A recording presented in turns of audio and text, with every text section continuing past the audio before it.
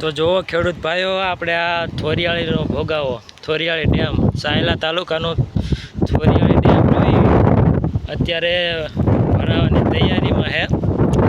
20 થી 25% જેટલું ખાલી છે અને ભોગાવો અત્યારે ફૂલે ફૂલ આવે। અત્યારે વરસાદ રહી ગયો છે પણ ભોગાવો અને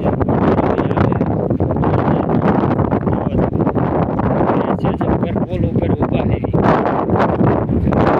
અંદાજે 600 ફૂટ છે।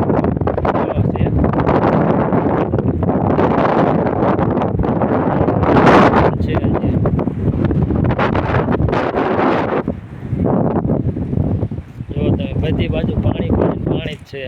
અત્યારે વરસાદ રહી ગયો છે પણ આવક પાણીની બહુ ઝાઝી છે એટલે ભોગાવો ભરાઈ જશે એવું લાગે છે। જો બધા જોવા આવે છે ભોગાવો, અત્યારે નીચે ઊભા છે અને અમુક ઉપર ઊભા છે। ડેમમાં પાણી જાય, સાપર ડેમ, થોરિયાળી ડેમ કહેવાય।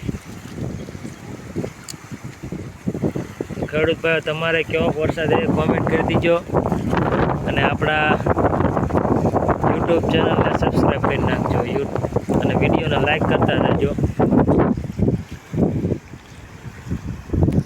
આ છે